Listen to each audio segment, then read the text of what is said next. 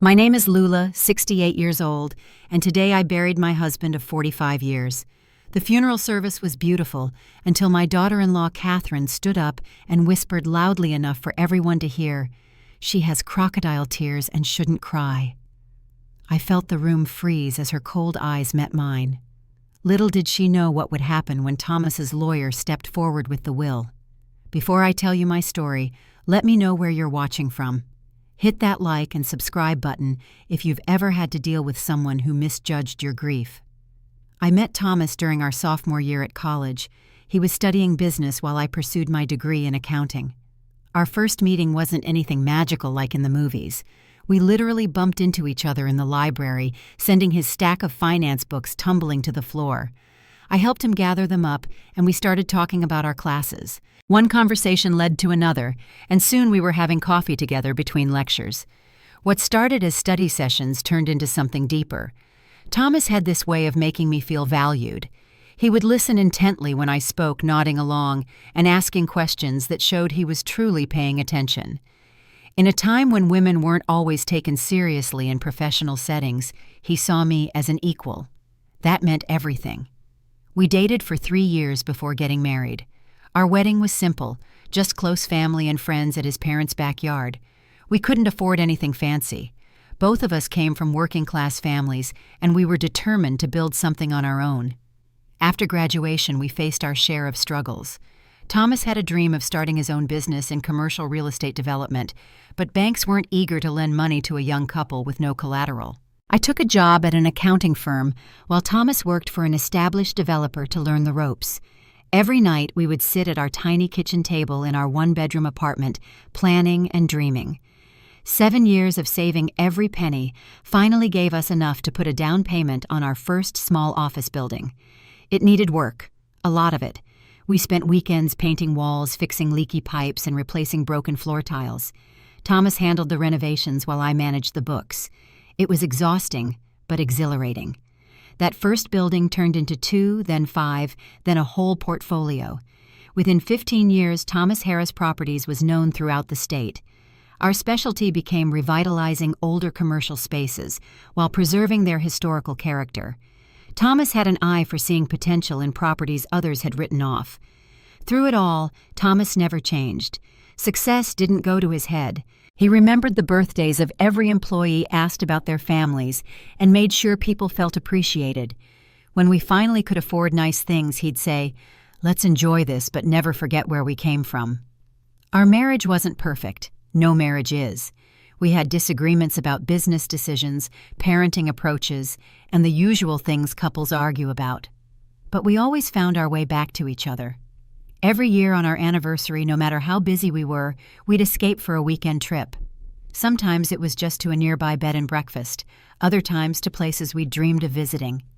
Those moments away from the business and responsibilities kept our connection strong. The greatest joy in our lives was our son Jackson.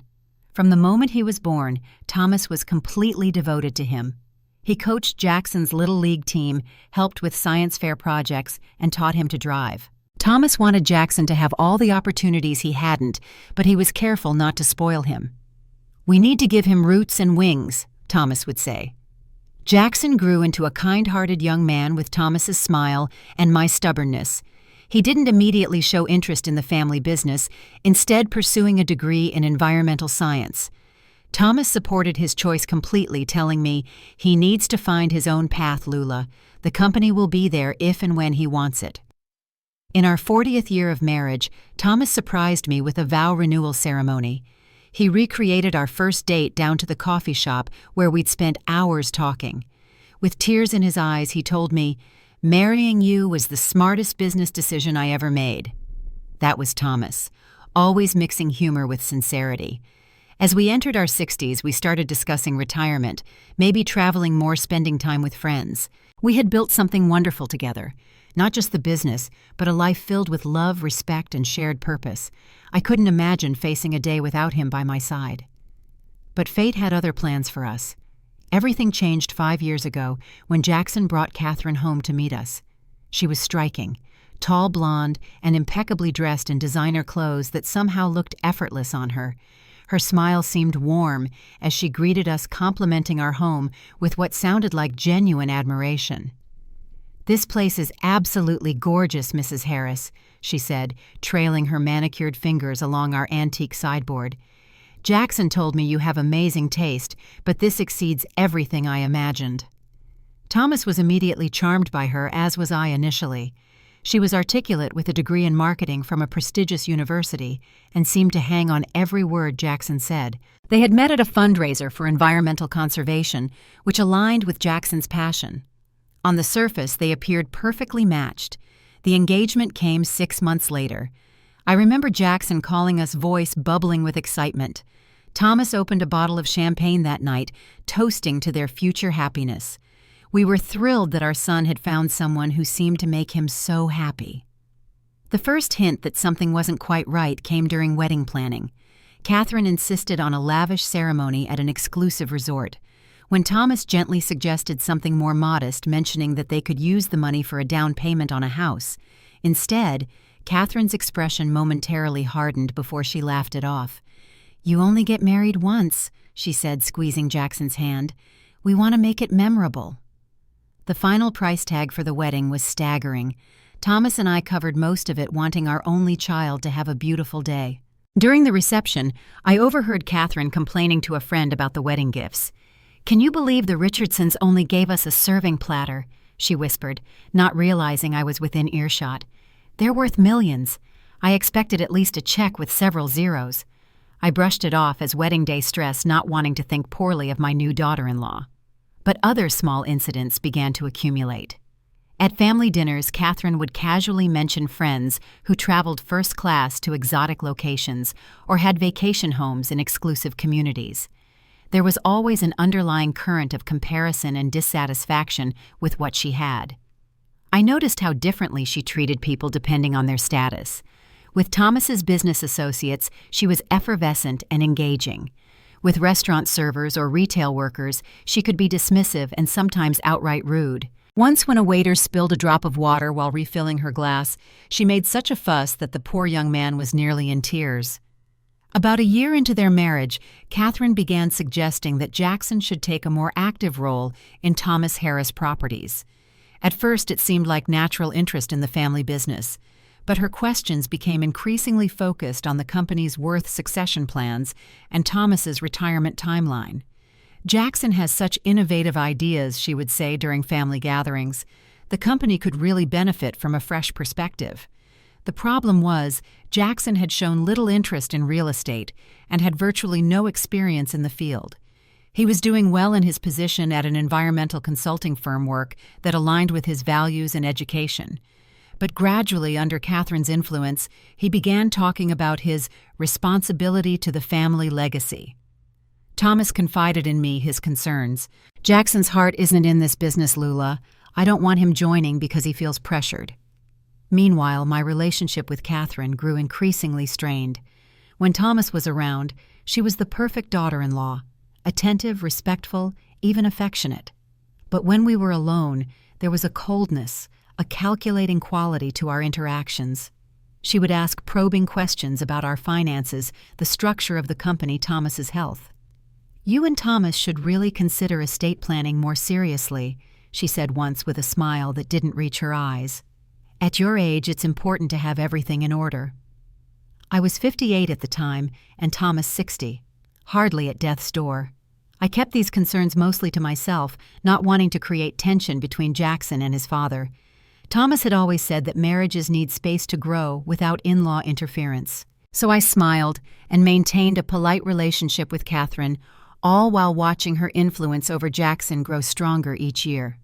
Then came the day Catherine suggested Jackson quit his environmental job to work full-time at Thomas Harris Properties.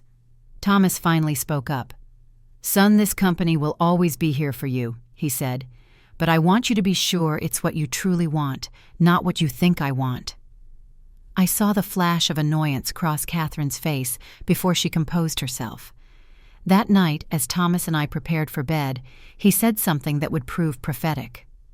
"Lula," he said quietly, "I worry that Catherine sees our son as a means to an end, not as the wonderful man he is."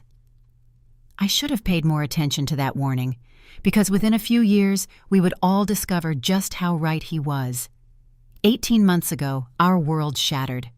Thomas had been feeling unusually tired losing weight despite his healthy appetite. I insisted he see a doctor, expecting to hear he was working too hard or needed to adjust his diet. Instead, the diagnosis was pancreatic cancer already advanced.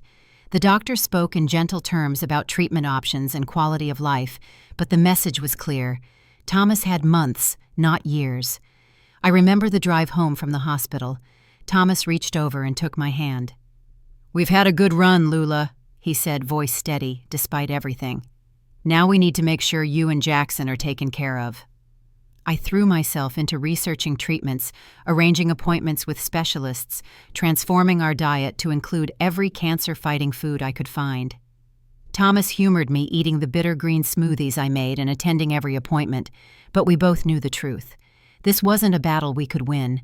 When we shared the news with Jackson and Catherine, their reactions couldn't have been more different. Jackson broke down, embracing his father tightly. Catherine stood back, her expression appropriate but her eyes calculating. Within days, she began showing up at the company office regularly. "Just helping out," she explained when I questioned her presence. With Thomas focusing on his health, someone needs to support Jackson as he takes on more responsibility. The problem was, Jackson had only recently joined the company and was still learning the basics. Thomas had planned a gradual transition over years, not months. Now Catherine was pushing for Jackson to be included in high-level meetings and decision-making processes he wasn't prepared for. As Thomas underwent chemotherapy, Catherine became increasingly bold. She arranged a lunch with Thomas's executive team without informing me, discussing transitional leadership, as if Thomas were already gone. When I confronted her, she was unapologetic. "We need to be practical, Lula," she said. "The company can't just stop because Thomas is sick." Her coldness took my breath away.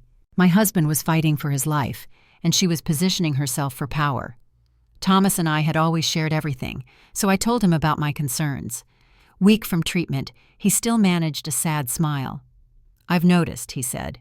"Don't worry, I'm taking care of it." The next day, he asked his longtime friend and attorney, Michael Donovan, to come to the house. They spent hours behind closed doors. When Michael left, Thomas seemed more at peace. "I've updated my will," he told me, "made some changes that needed to be made." When I asked about the details, he shook his head. "Better you don't know yet.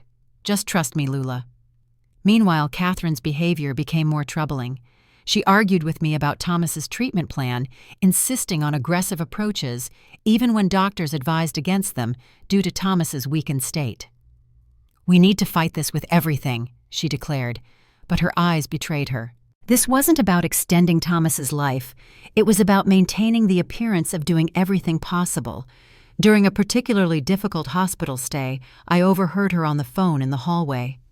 "It's moving faster than we expected," she whispered to someone. "We need to accelerate our timeline, make sure those investors are ready." I confronted her when she returned to the room, and she smoothly claimed she was discussing a charity fundraiser she was organizing in Thomas's honor. The explanation sounded rehearsed hollow. Jackson was caught in the middle, torn between his wife's ambitions and his father's illness. I watched my son struggle, wanting to support his father, but increasingly influenced by Catherine's constant whispering in his ear. One evening when Catherine had gone home and Jackson stepped out for coffee, Thomas motioned me closer to his hospital bed. "Lula," he said, his voice weaker than I'd ever heard it, "I need you to be strong after I'm gone. Stronger than you've ever been." "Don't talk like that," I pleaded. He squeezed my hand with what little strength he had left. "Listen to me. Catherine isn't who we thought she was. I've seen how she looks at the company, at our life's work, like it's already hers." "Jackson will realize eventually," I said. Thomas nodded. "He will, but it might take time and things might get ugly before they get better. Promise me you won't give up no matter what she does or says." I promised, not knowing just how ugly things would indeed become. Thomas declined rapidly over the next few months. The strong man who had built a business empire could barely walk from the bed to the bathroom without assistance. I moved a hospital bed into our bedroom and became his full-time caregiver. Those final weeks were precious, despite the pain. When he was lucid, we reminisced about our life together, our early struggles watching Jackson grow up building the business. Sometimes he would wake in the night and reach for my hand, just wanting to know I was there. Catherine visited sporadically, always with an excuse about being busy with company matters or charity events. When she did come, she would stay briefly, take a few photos of herself at Thomas's bedside, and later I would see these posted on social media with captions about family being everything during difficult times. Jackson visited daily, often coming straight from the office, his eyes shadowed with exhaustion and grief. He was trying so hard to learn the business support his father and please his wife. It was too much for anyone to bear. One afternoon, Thomas asked Jackson to help him into the garden. I watched from the window as my husband, frail and using a walker, spoke intently to our son. They sat together on a bench beneath the oak tree Thomas had planted when Jackson was born. I couldn't hear their words, but I saw Jackson nodding, tears streaming down his face. When they came back inside, Jackson hugged his father for a long time. "What was that about?" I asked later when Thomas was resting. "Just some father-son wisdom," Thomas replied with a weak smile. "Things he needs to hear from me before I go." As the days passed, Thomas became increasingly concerned about the company's future. "Lula," he said during one of his stronger moments, "promise me you'll stay involved with the business. The employees need someone who understands our values." I assured him I would, though I wondered how Catherine would react to my continued presence. She had been making it increasingly clear that she saw no role for me once Thomas was gone.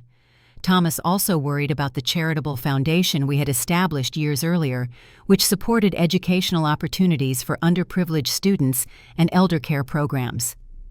"Don't let the foundation get pushed aside," he insisted. "It's just as important as the business." In his final days, Thomas drifted in and out of consciousness. I rarely left his side, sleeping in a chair next to his bed, holding his hand through the night. Catherine called repeatedly, asking if it was time yet for her and Jackson to come over, as if my husband's death was an appointment they needed to schedule. The night Thomas died was eerily peaceful. I had been reading to him from his favorite book, though I wasn't sure he could hear me. Suddenly he opened his eyes, looked directly at me with complete clarity, and said, "I've loved you every single day, Lula. That never changed, not once." Then he closed his eyes and was gone. I sat with him for nearly an hour before calling Jackson. By the time he and Catherine arrived, I had composed myself as best I could. Jackson broke down completely upon seeing his father. Catherine stood in the doorway, her expression appropriately solemn but somehow detached. Later that night, while arrangements were being made and relatives contacted, I passed by the guest bathroom and heard Catherine's voice. She was on the phone, her tone entirely different from the grieving daughter-in-law she had presented earlier. "It's done," she said matter-of-factly. "We should move quickly now before anyone starts asking questions about the West Side project." I stood frozen, unable to process what I was hearing. Was she already conducting business on the day of Thomas's death? The West Side project was our company's largest current development, a mixed-use property that Thomas had been particularly proud of designing with sustainability in mind. I didn't confront her. Something told me to keep this information to myself, to watch and wait. Thomas had asked me to be strong, and part of that strength would be patience. The days following Thomas's death passed in a blur of paperwork, phone calls, and decisions. I wanted a simple, dignified service that reflected Thomas's unpretentious nature. Catherine had other ideas. "Thomas was a prominent businessman," she insisted. "The funeral needs to reflect his stature in the community. We should have it at the cathedral downtown with professional pallbearers, a string quartet, the works." I tried to explain that Thomas would have hated such pageantry, but Catherine steamrolled over my objections, enlisting Jackson's support by claiming this was the proper way to honor his father's legacy. When I attempted to select readings that had been meaningful to Thomas and me throughout our marriage, Catherine intervened again. "Those are so old-fashioned," she said dismissively. "I've already chosen more appropriate passages that highlight Thomas's business achievements and philanthropic work." It was as if she was planning a corporate event, not a funeral. Every decision I tried to make was countered, every preference ignored. When I stood firm on having Thomas's oldest friend deliver the eulogy, Catherine arranged for the mayor and the Chamber of Commerce president to speak first, pushing the personal tribute to the end when people would be restless. Meanwhile, Catherine was already making changes at the office.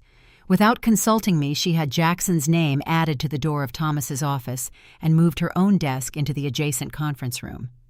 When employees sent flowers or condolence cards to our home, Catherine intercepted them, responding with formal notes signed from the Harris family. I felt increasingly isolated. Friends who called to check on me were told by Catherine that I was too fragile to speak with anyone. She appointed herself as the gatekeeper to my grief, controlling who could reach me and what information went out about the family. 3 days before the funeral, I overheard Catherine on the phone with someone from our company's marketing department. "We need to prepare a press release announcing Jackson's appointment as CEO," she was saying. "Have it ready to go out the day after the funeral. And start working on updated company materials with Jackson featured prominently. We need to reassure clients there's a smooth transition of leadership." I was stunned. No decisions about company leadership had been made. Thomas's will hadn't even been read yet. When I confronted Catherine, she barely attempted to hide her intentions. "Let's be realistic, Lula," she said. "The company needs leadership, and Jackson is Thomas's son. It's the natural succession plan." "Thomas had specific wishes for the company," I replied. "We need to respect those and wait for the will to be read." Catherine's eyes narrowed. Thomas wasn't thinking clearly in his final months. Everyone knows that. Any unusual provisions in the will could easily be challenged as the decisions of a man not in his right mind. The threat was clear. If Thomas's will didn't align with her plans, she was prepared to contest it to claim my husband had been mentally incompetent. I reached out to Michael Donovan Thomas's attorney and friend, expressing my concerns. His response was reassuring but cryptic. "Don't worry, Lula. Thomas anticipated this situation. Just hold firm until after the funeral when the will is read. Everything is in order." The night before the funeral, I couldn't sleep. Around midnight, I went downstairs for a cup of tea and noticed light coming from Thomas's home office. Quietly approaching, I saw Catherine at Thomas's desk, rifling through his files. She was photographing documents with her phone, focusing particularly on papers related to the company's overseas investments. I cleared my throat, and she jumped, nearly dropping her phone. "I couldn't sleep," she said smoothly. "I thought organizing some of Thomas's papers might help Jackson feel less overwhelmed tomorrow." At 1 a.m, taking photos of confidential financial documents, I didn't believe her for a second, but confronting her would only put her on guard. Instead, I simply said I'd handle Thomas's papers myself when the time was right and suggested she get some rest for the difficult day ahead. As she brushed past me, her facade of grief momentarily dropped, revealing a cold determination that sent chills down my spine. In that moment, I understood exactly what Thomas had seen in her. Not a loving wife for our son, but a predator who had targeted our family for what she could gain. The day of the funeral arrived with appropriately somber skies and a light drizzle. The cathedral Catherine had insisted on was filled to capacity. Business associates, employees, friends, and community members Thomas had helped over the years. I sat in the front pew, Jackson beside me, Catherine next to him. She had chosen a designer black dress that somehow managed to be both appropriate and attention-grabbing. Throughout the service, she held a handkerchief to her eyes, though I never once saw actual tears. The mayor spoke first, praising Thomas's contributions to the city's development. The Chamber of Commerce president followed, highlighting Thomas's business ethics and economic impact. Their tributes were respectful but impersonal, focusing on Thomas the businessman rather than Thomas the man. When it was my turn to speak, I made my way to the podium on unsteady legs. Looking out at the sea of faces, I set aside the formal remarks Catherine had tried to press on me and spoke from my heart. Thomas wasn't defined by the buildings he developed or the wealth he created, I said, my voice breaking slightly. He was defined by his kindness, his integrity, his unwavering belief that success meant nothing if it wasn't shared. He judged himself not by what he accumulated, but by the positive difference he made in people's lives. I shared stories of Thomas's generosity that few people knew about. The employee whose medical bills he paid anonymously, the struggling single mother he hired, despite her lack of experience, the homeless shelter he funded, without publicity or recognition. As I spoke, genuine tears flowed down my cheeks. Thomas had been my partner, my best friend, my anchor through life's storms. The loss felt unbearable. Thomas believed that how we treat people when we have power over them reveals our true character, I continued. He never forgot what it was like to struggle, and he never looked down on those still struggling. From the corner of my eye, I saw Catherine shifting uncomfortably.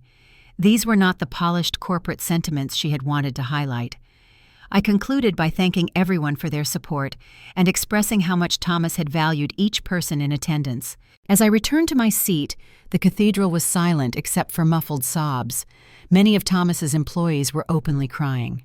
Catherine leaned toward a business associate sitting behind us and whispered what she clearly thought only he would hear. But in that moment of silence, her words carried further than she intended. She has crocodile tears and shouldn't cry.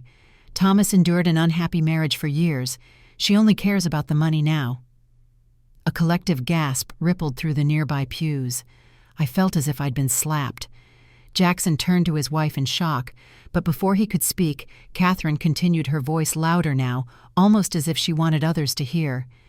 Everyone knows they were practically separated. He was planning to divorce her before he got sick.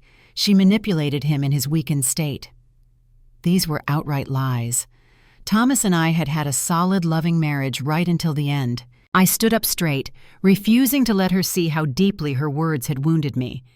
Several of our oldest friends moved closer, forming a protective circle around me. Catherine seemed to realize she had miscalculated, that her accusations weren't being received as she expected. But instead of backing down, she doubled down. "Ask anyone at the company," she said, her voice carrying in the hushed cathedral. Thomas confided in many people about how unhappy he was. Lula was holding on to him for his money.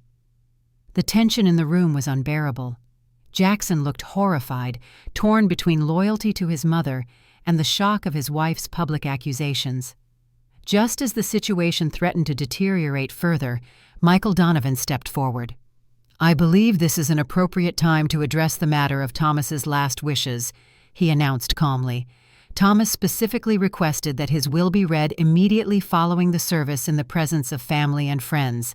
"If everyone would please remain seated, we can proceed as Thomas wanted." Catherine's face registered shock. "That's highly unusual," she objected.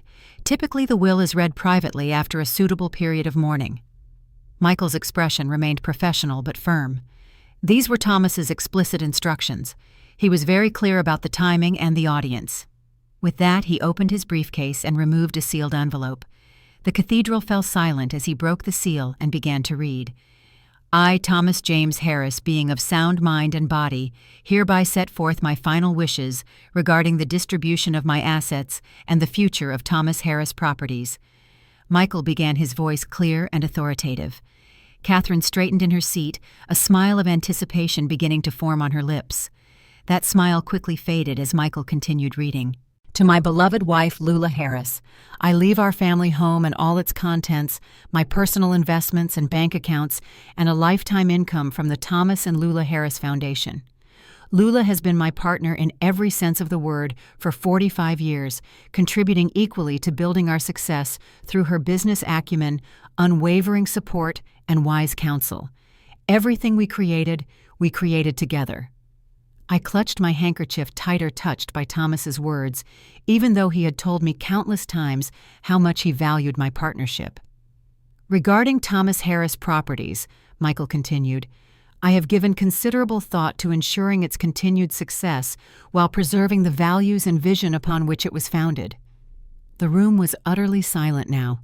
Catherine leaned forward slightly, her knuckles white as she gripped her purse. "To my son Jackson Harris, I leave 30% ownership of Thomas Harris Properties with the following conditions. First, that he complete the Executive Development Program at Wharton School of Business. Second, that he work within the company for a minimum of 5 years before assuming any position higher than Vice President of Operations. These conditions are not punitive but educational. I want to ensure my son has the knowledge and experience to succeed. Jackson nodded slowly, seeming to understand and accept his father's wisdom. The remaining 70% ownership of Thomas Harris Properties will be transferred to the Thomas and Lula Harris Foundation, a nonprofit entity dedicated to providing housing and care for elderly individuals without family support and educational opportunities for disadvantaged youth. The foundation will be directed by a board consisting of Lula Harris as chairperson, 3 long-standing executives from Thomas Harris Properties, and 2 independent community leaders. Catherine's face had drained of all color. This arrangement meant she would have no direct control over the company or its assets, regardless of her relationship with Jackson. Michael paused before continuing. I have included a personal letter for my wife and son, which should be read privately. However, Thomas specifically requested that I share one portion publicly. He turned the page and read, "If my daughter-in-law Catherine is present, I wish to address her directly. I have watched with increasing concern your influence over my son and your interest in my company. I want to be clear. Thomas Harris Properties was built on principles of integrity, community investment, and treating employees like family. It was never intended to be a vehicle for personal enrichment or status. My arrangements ensure the company will continue to operate according to these principles long after I am gone." Shocked murmurs rippled through the congregation. Catherine's face contorted with rage and embarrassment.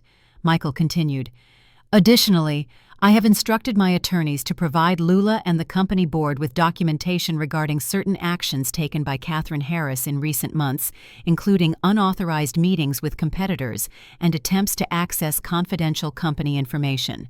These materials are to be used at their discretion." Catherine stood abruptly. "This is ridiculous. Thomas was heavily medicated and not in his right mind when he made these changes. I'll contest this will—" Michael calmly removed another document from his briefcase. Thomas anticipated that response.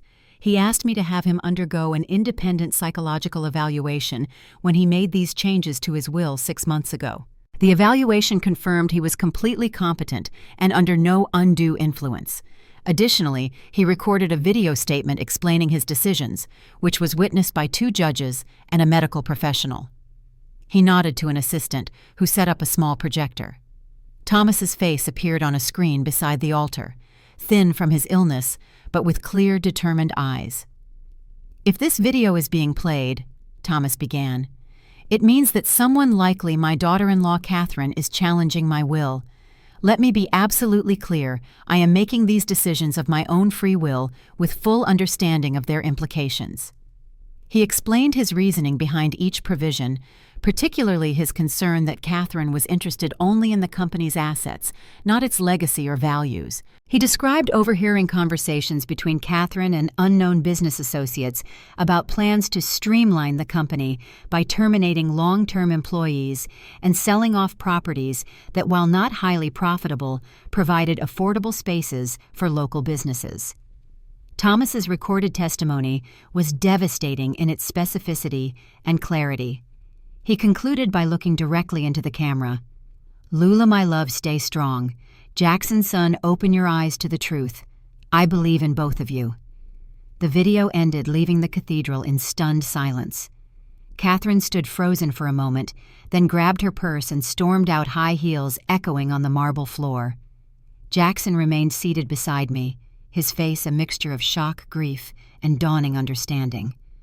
"Mom," he whispered, "I had no idea. She told me. She made me think." I took his hand. "We'll talk about it later. Right now, let's honor your father." Michael concluded the reading of the will with details about specific bequests to employees, friends, and charities. As people began to disperse, many approached me with words of support and stories about Thomas I'd never heard before, further testament to the good man I had married.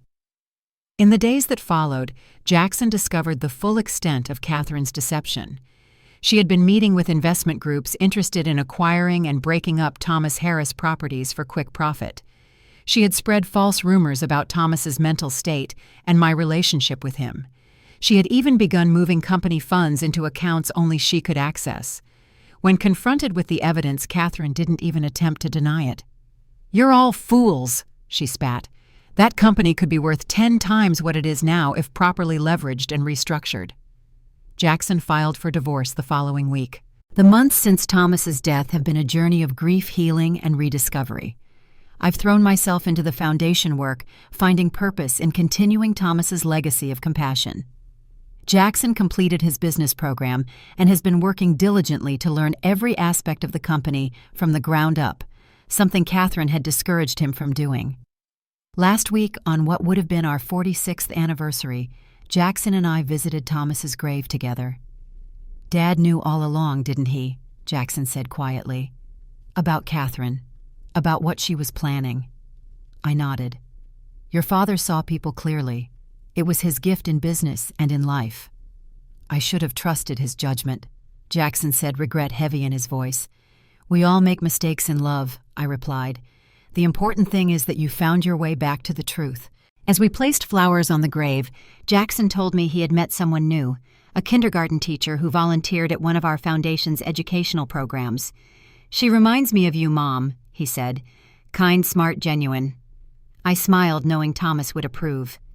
The greatest lesson I've learned through this painful chapter is that true love isn't just about the happy moments shared. It's about protecting each other even beyond death. Thomas knew what was coming and put safeguards in place to protect not just me and Jackson, but everything we had built together. Now, when I visit his grave or sit in his favorite chair in our home, I don't just feel grief. I feel profound gratitude for a man who loved deeply enough to ensure that love continued to shelter us even after he was gone. Have you ever experienced someone misjudging your grief or trying to take advantage during a vulnerable time? Share your stories in the comments below. If this story touched you, please give it a like and subscribe to hear more stories of resilience and justice. Remember that sometimes the greatest strength comes in our moments of deepest pain. Thank you for listening, and may you find peace even in life's hardest moments.